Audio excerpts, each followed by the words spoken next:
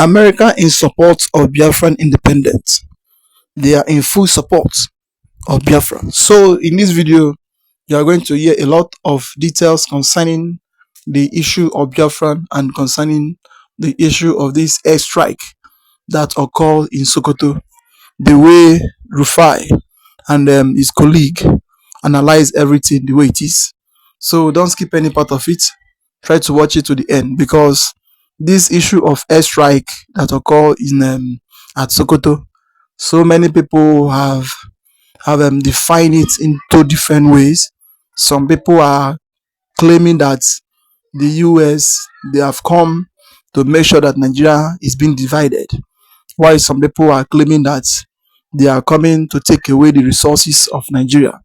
But one thing remains, that they are chasing terrorists and they are trying to eliminate all those terrorists and bandits in Nigeria. And the issue of Biafra, the way things is happening in Nigeria, the Northern believe that everything that the US is doing is for the movement of the Biafran freedom, and is for how they will use to divide Nigeria into different countries and into different ethnic groups. So that is what is there. So as you're about to watch, if you try to like, subscribe, and make sure you share the video, let it go around and let others see, and see what is really happening in Nigeria. And don't skip any part of it, because the video contains a lot of information to give to you. You keep saying the foreigners, but I don't know if you know that Nigeria collaborated with America on this strike. So what is it that you don't like? Is it because America's name is on the strike? Nigeria provided intelligence, you know. So what is it that you don't like? My brother, what's the meaning of the religious conflict? Brother. No, hang on. What's the meaning of religious? I don't see any religious conflict. I mean, are these not the terrorists that will want to be dead? Wait. We want to be destroyed? What do you mean by religious conflicts in this? Awal? We gradually come to the end of 2025. We've witnessed insecurity rise in Nigeria as the news of various kidnappings continue to make headlines.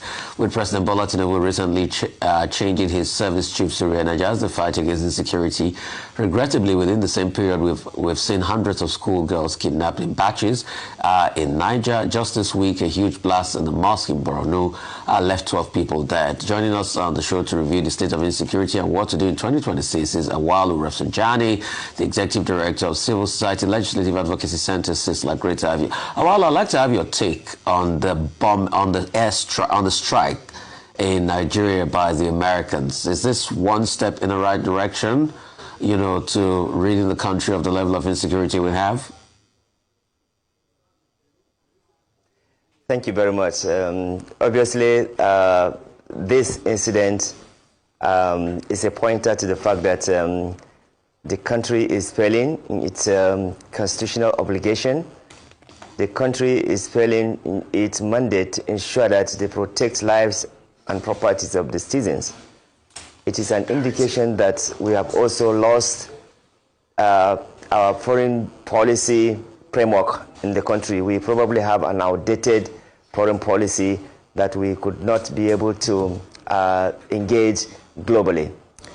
This attack, it further created misleading information that the country is in a war, in a religious war between the Muslim and Christians. And that is a very dangerous framing, which we all know as Nigerians, that is not the case. You will have a problem of criminals, terrorists, terrorizing Nigerians, irrespective of their religious, ethnic, geographical, and political affiliation.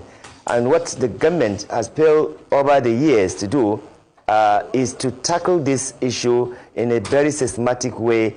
But you have seen that people who have been alleged to be sympathetic or to be sponsors of these terror groups, when even they were small, now they have even escalated. Having their field day, nobody is doing anything to them because of the political interest. Now, as long as you prioritize,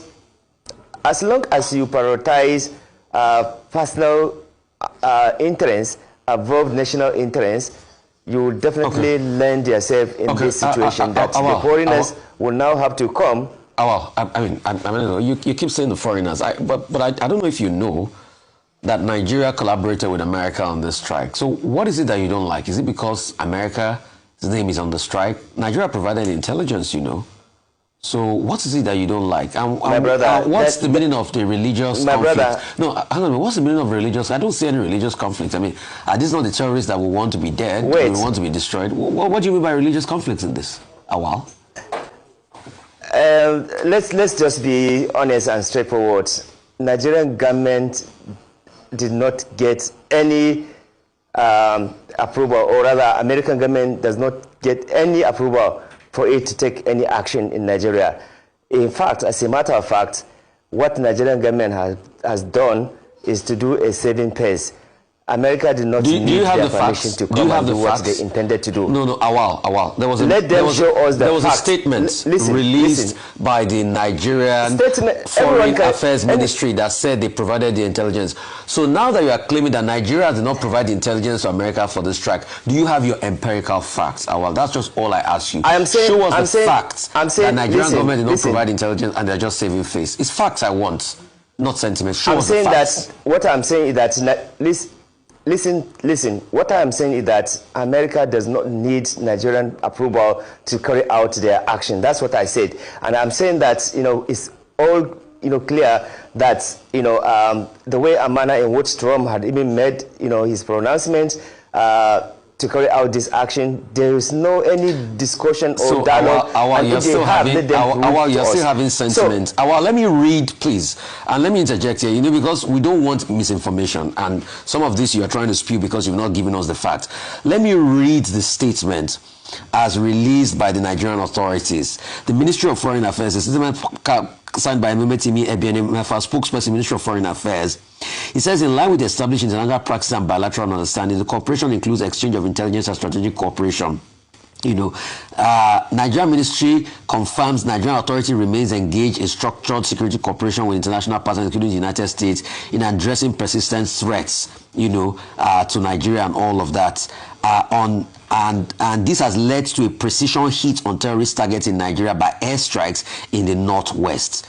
So they said it's based on the cooperation they have this. If you have a fact or facts contrary to this, I will present the fact. If you can't present the fact, I'll say what you're saying is conjecture.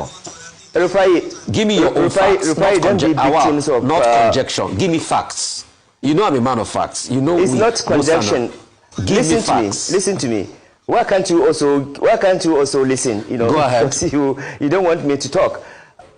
What I'm saying is that I stand on my position that Donald Trump does not need permission of Nigeria to do what he wants to do. He had already, made his pronouncement without discussing with Nigeria. And if there was any evidence that Nigeria had conversation with Donald Trump before he issued his ultimatum and before he carried out his action, let them show us to the public. It is a public matter. So I'm saying that, and I still stand on my opinion, that America, if they want to do any action, especially with this kind of situation that we have in Nigeria, they did not need to get approval of Nigeria. They would simply carry out their action, and they have done what they wanted that's to conjecture. Do. That's not facts. I'm saying that that's conjecture, not facts. Conjecture. It's not a conjecture. Conjecture. It's not different a conjecture, from my brother. brother. Over to you. Conjecture.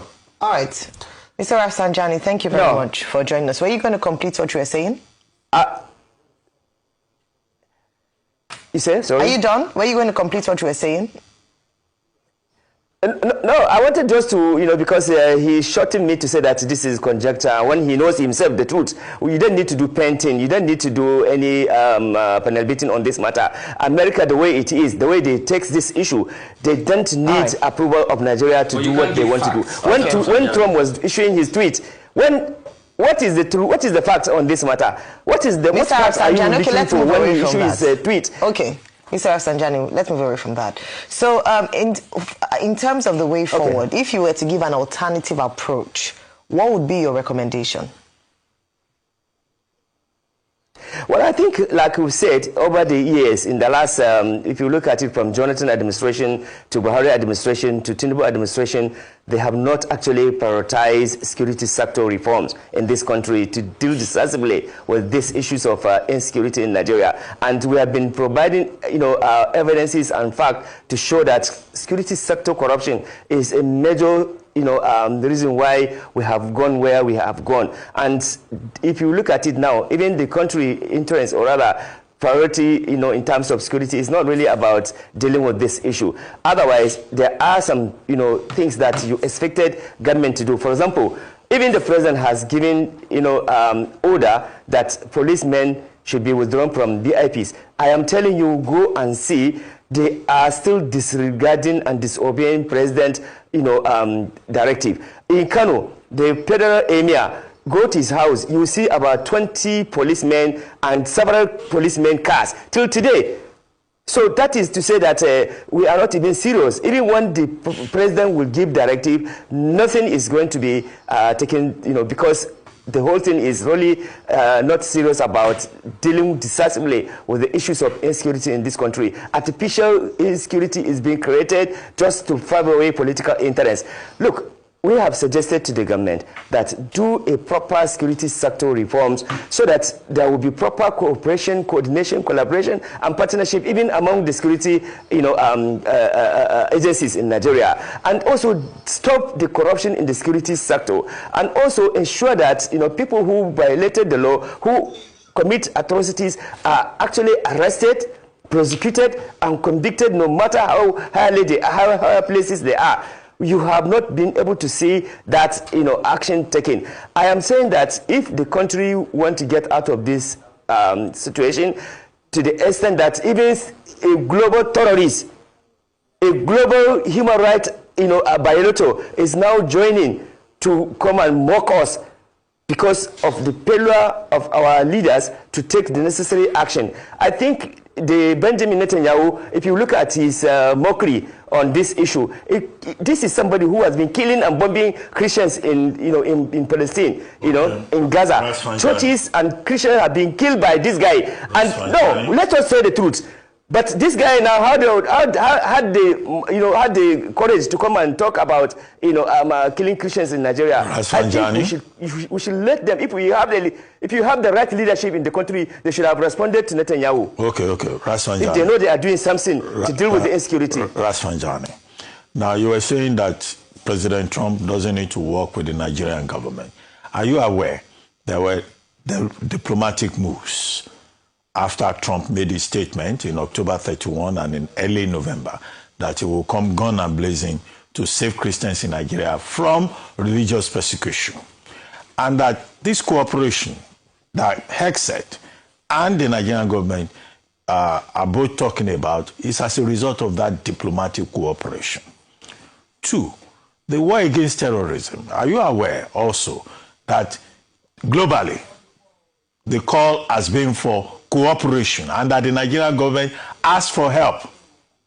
That's number 1. Number 2, you are saying security sector reform, this and that. Even if Nigeria had done all that security sector reform, they moved from security architecture to another label and whatever, kinetic and non-kinetic. I think the reason for the kind of result you didn't want to, you were expecting and you didn't get, is because of the religious and ethnic political sentiments in Nigeria.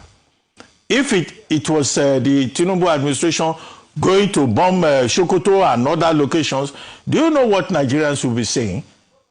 They will say Tinubu is attacking the North. Finally, what do you recommend? What do you recommend as the way forward? Forget about all this security sector reform. We have passed that stage. You have not passed that stage. The security sector reform is still necessary. Okay, what do you recommend? What do you recommend in terms of action to deal with terrorism? Okay. For example, now, even within the Tinubu administration government, there are some people that have been pointed out to be romancing with terrorists. Has Tinubu sacked that person or has asked him to step aside? That is one. Number 2, look, Ruben. Who is the person? Who is the person? Who is the person or persons? Who are those persons in the Tinubu government? You are a journalist. Go and investigate what Nigerians have been talking about. This is a no. You are the one making the allegation. You are the one making the allegation. Prove your allegation. I'm not scared. I'm not scared to say this because it's already in the public domain. You must provide proof that the Minister of State listen, the Minister of State, listen, Ruben, if you want us to trash this matter, let us trash this matter. It's not about just rushing somebody or imposing a particular statement on somebody. We are in a serious problem. Who told you that if Tinubu bombed criminal, Muslim northerners will come and fight Tinubu? What kind of talk is this? Are Muslims not being killed and harassed every day by the same criminals? How can you say that? Look, we should stop this conversation. This conversation should change to actually issue about human life, not about ethnic or religious or geographical thing. We are human beings. Nigerians have the right to live. Nigerians have the right, to survive in their country. And you are saying that, if criminals are killing people, the president should not act because he will be accused of, killing so-called particular set of people. That's a failure if that is the case. So I'm saying that the president should not listen to anybody who, knows that the criminals, the terrorists are killing and bombing innocent Nigerians, irrespective of their religion or their, tribe. If you are a leader, the Constitution of the Federal Republic of Nigeria is very clear. It has mandated you to take action, irrespective of whatever identity. So we should not be pushing this narrative. You are a progressive journalist. You have been my friend for a long time. I don't want this retrogressive statement that you are making. We should join hands to defeat criminals. All right, Mr. Rafsanjani, you just said it yourself that irrespective of identity, what we are looking for is a solution. We need to go now, but I just want you one statement, irrespective of where it's coming from. If we have an opportunity to decimate and finally defeat terrorism, is it worth it, even if it's the Americans that are coming in to support Nigerians' efforts? Very quickly, just one sentence. Is it worth it? Yes or no? It's worth it if you are actually getting the right target. If you are getting the right criminal, thank you very much. Eliminate them, destroy them, it is a right dimension. Thank you for your time with us today, Mr. Rafsanjani.